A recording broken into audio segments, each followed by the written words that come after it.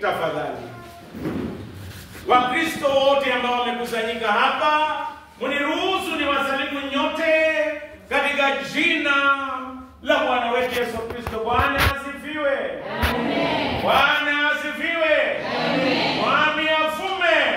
Amen. Gegasta Yesu. Tamata jakait. Bwana asifiwe. Leo nataka kuuliza kwa shosho mwana ni agosho. Akomyo Yesu. Bwana asifiwe. Amen.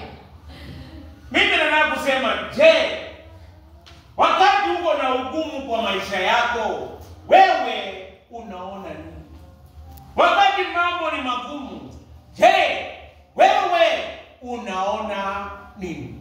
Wengine wakati mambo ni magumu wanaona ya kwamba mganga ndiye atakayetatua shida yao. Na wengi wanaendanga njia hii.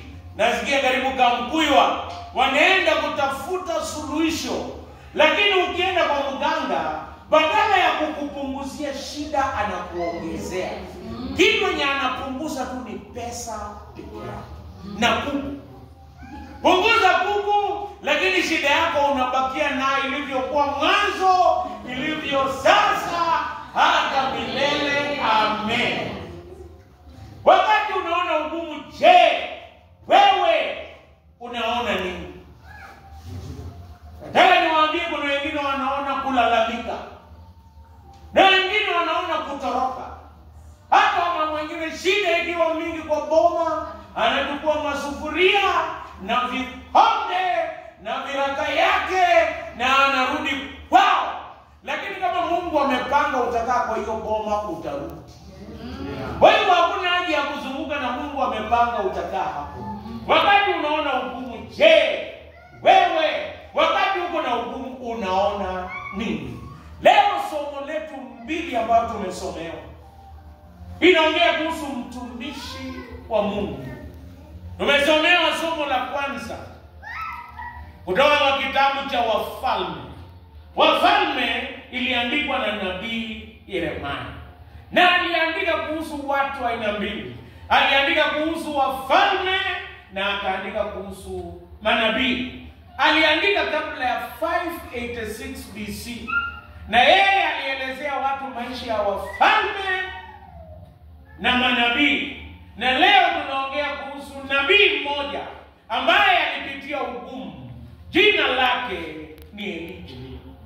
Elia, yeye kitu cha kwanza alitangaza kutakuwa na njaa miaka 3. Mvua haitanyesha. Na yeye Mungu akamwambia enda ujifiche, kwa sababu watu walipoangalia njaa wakasema iletwe na nabii. Hata mfalme alikuwa anamtafuta. Yeye akaenda kujificha kwa kijito cha maji. Na akapata changamoto, watu walitaka kumvamia. Mambo yalikuwa magumu. Lakini yeye wakati wa ugumu alimuona Mungu. Kwa nini nasema alimuona Mungu? Mungu alimpa chakula kupitia kwa kunguru. Wakamletea mkate na nyama asubuhi na jioni. Wakati unapitia ugumu, ona Mungu. Anaweza tumia hata kunguru kukupa chakula. Bwana asifiwe. Amen. Wakati unapitia ugumu, hata Mungu anaweza lete kunguru walete amani katika familia yako. Wakati unaona ugumu, Mungu anaweza pitia mwanadamu yeyote kuleta mabadiliko. Siku moja tulikuwa tukisafiri na mchungaji anaendesha gari na mimi naona simu. Siku hiyo nilikuwa naona simu, sikuona. Alipofika hapo kwa hii inaitwa roundabout, flyover squeeze, roundabout Kitale, yeye akaona kuna msichana alikuwa amekaa anataka sijui kujitupa hapo chini, akasimamisha gari. Nikamuuliza, "Mbona umesimamisha gari hapa?" Akasema, "Hapana, weka. Endelea na shughuli yako, acha niende." Akaenda akakaa dakika 30, hata mimi nikashangaa nini mbaya imetokea. Baadaye akakuja na msichana mmoja. Huyo msichana alikuwa amekosana na wazazi, na kweli alikuwa anangojea ifike jioni ajitupe gari mkanyage huko chini. Lakini Mungu akamtumia kama kunguru, akamletea matumaini, na huyu msichana akasema sitajiua tena. Akarudi na akaendelea, akasoma, akafanya mtihani wake wa form 4. Alipomaliza mama yake akapigia mchungaji simu, na yeye akamwambia, Mungu alikutumia msichana wangu amemaliza mtihani. Hata tukikaa hapa kila mtu wako na ugumu wake. Wengine ni ya kifedha, wengine ni nyumbani mambo yamekuwa magumu.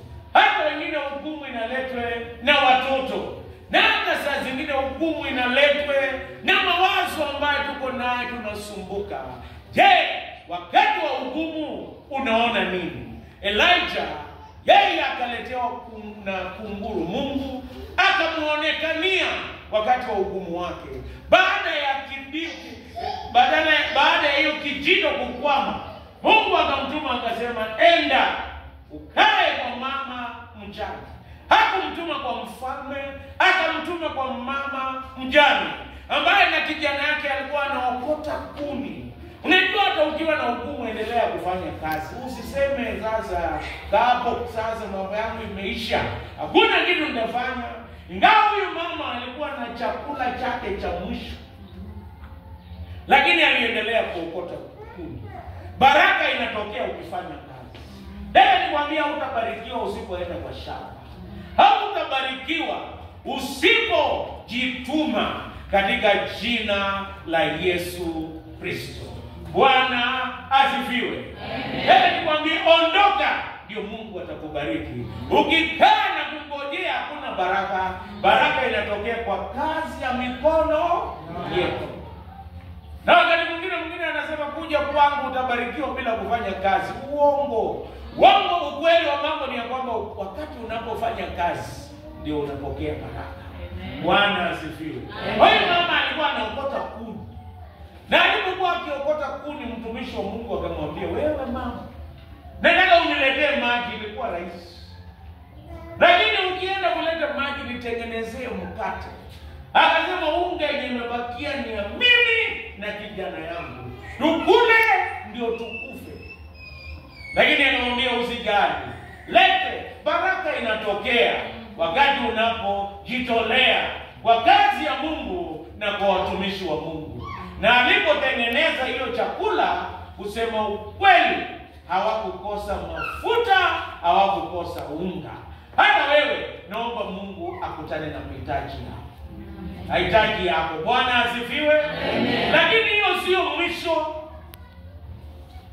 Hapo huyo kijana, mtoto wa huyo mama mjane akafariki. Hapo ndio somo letu linatukuta siku ya leo.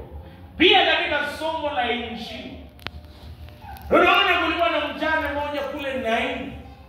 Alikuwa na mtoto peke yake, na watu walikuwa wakimsindikiza wakilia. Hakukuwa na matumaini. Wakati tuko na ugumu hatuna matumaini. Wakati tuko na ugumu tunasumbuka. Wakati tuko na ugumu wakati mwingine tunalia. Lakini nataka kuambia utaona nini? Watu ambao wanaona wanadamu wanapoteza. Watu ambao wanaona pesa, kuna pahali pesa haiwezi kukusaidia. Wakati wa ugumu wako, naomba umuone Mungu. Huyu mtumishi wa Mungu, mama huyu mjane, akaanza hata kulaumu nabii. Akasema umekuja hapa ndio maovu yangu imeonekana, mtoto wangu amekufa. Ni kama vile watu wanaomboleza kwenda kudiana. Shida hii imetoka wapi? Nasikia kuna mama moja alikuwa anaomboleza kwa ndugu yake amefariki. Anasema huyo ndugu yake aligongwa na baiskeli. Yeye badala ya kutia moyo familia, akaambia wengine wanagongwa na magari wanakufa. Wewe sasa mbona uligongwa na baiskeli ndio ukakufa? Badala ya kutia watu moyo, akavunja watu moyo. Wakati wa shida ndio utaangalia wengine watakuongelesha maneno ya kukuvunja moyo. Lakini huyu mama katika ugumu yake, kitu cha kwanza aliona ukuu wa Mungu. Ya kwamba Mungu anaweza mambo yote. Hata shida ambayo unapitia, Mungu ni mkubwa kushinda shida yako. Bwana asifiwe. Yeye ni mkubwa kushinda magonjwa. Yeye ni mkubwa kushinda changamoto zote. Wakati wa ugumu, ona Mungu ambaye ni mkubwa kushinda mambo yote. Bwana asifiwe. Amen. Nilimwambia mimi naona Mungu ataleta watu, hii benki zitajaa katika jina la Yesu Kristo. Wakati wa kukosa, tunaona Mungu ambaye ni Mungu. Jambo la pili, wakati wa hukumu unategemea neno la Bwana. Huyu mama akasema, najua wewe ni mtumishi wa Mungu na neno la Mungu ambayo unasema ni la kweli. Hata mimi wakati wa hukumu ninajua neno la Mungu ni la kweli. Bwana asifiwe. Amen. Maneno ya wanadamu yana uongo. Siku moja nilienda Eldoret nikapata mtu anaongea vizuri sana. Nilikuwa na uniform ya kamsika. Akaniambia tuingie hapa tukunywe chai. Mimi nikasema haleluya. Mwanafunzi akipata mtu akimnunulia chai, amefanya vizuri sana. Nikaingia nikakunywa chai. Tena na mandazi kubwa ilikuwa shilingi 30 siku hiyo. Na chai nikakunywa, tunaongea naye. Nikasema Mungu amenionekania. Na maneno ya huyu mtu ni ya kweli. Baada ya kunywa chai, akaniambia twende kutembea Eldoret. Mimi nilikuwa ninaenda shule, lakini nilikuwa siku hiyo suspended. Nilikuwa na shida zangu. Yeye akafikiri mimi ni mwanafunzi naenda shule. Na akafikiri niko na school fees. Hata tukatembea naye, akaingia kwa duka ingine ya baiskeli. Nasikia watu wa upande huu wanapenda baiskeli. Endika sana. Wanapenda baiskeli. Na yeye akaingia kwa duka ya baiskeli, akasema nimepata baiskeli shilingi 9,900. Niko na 9,000 sina 900. Nisaidie kwa hiyo school fees yako. 900. Alafu nikienda tukifika Kimilili, mimi nafanya Kimilili kwa posta. Utanipea baiskeli yako, utanipea baiskeli yangu na mimi nikupe 900. Nikamwambia mimi leo ni mwanafunzi, hata nimefukuzwa shule, siendi shule. Niko under suspension Kamsinga. Nilisuspendiwa, nilitaka kuchoma shule ya Kamsinga. Akaniambia, kumbe nimepoteza pesa yangu. Mimi nilifikiri nitaamini maneno yake, kumbe maneno yake ni bube. Bube hii ni uongo. Yeye alininunulia chai ndio achukue school fees. Uzuri sikuwa na school fees. Wakati mwingi tunaamini maneno ya watu, lakini neno la Mungu ni la kweli. Huyu mama aliamini ya kwamba Mungu akisema mtoto wangu atapona, atapona katika jina la Yesu Kristo. Akisema nitatembea, nitatembea.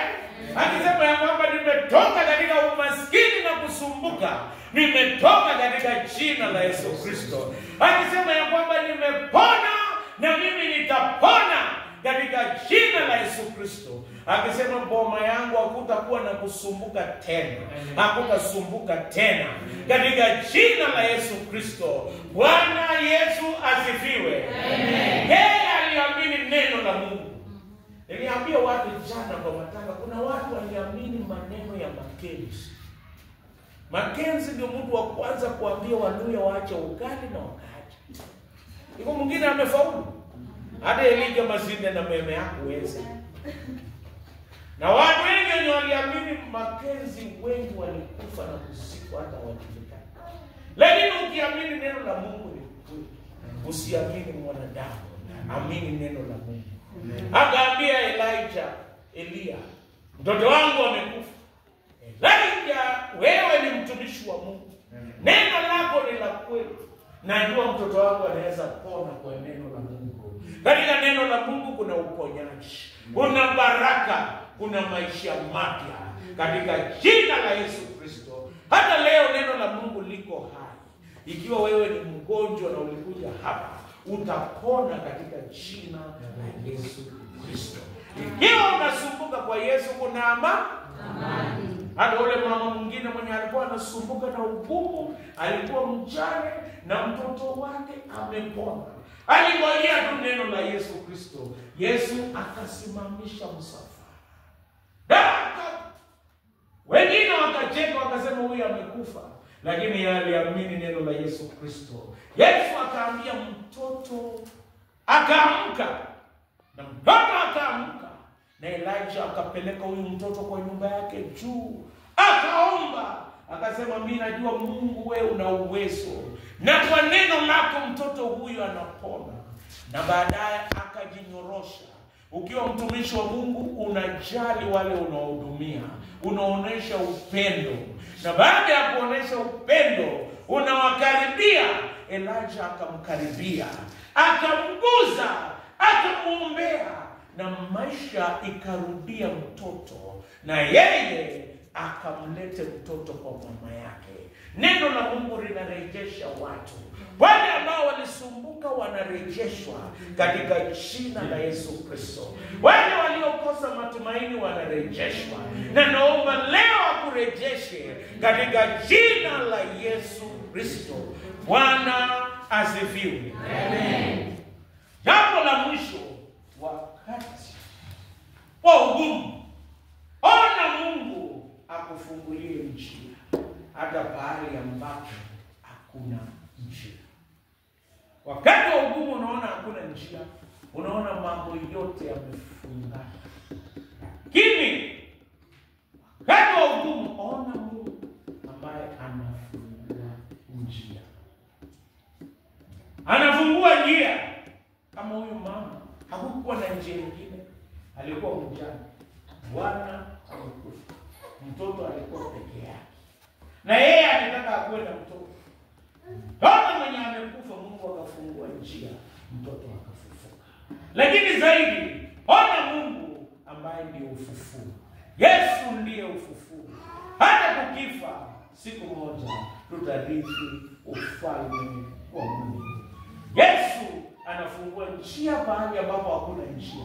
Anatupa chakula na mavazi, na baadaye anatupa tumaini la uzima wa milele.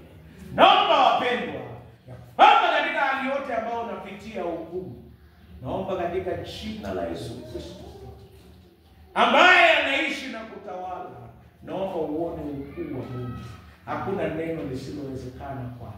Yeye ni mkubwa kushinda ugumu wako, na yeye ndiye aliumba mbingu na nchi, na anaweza mambo yote.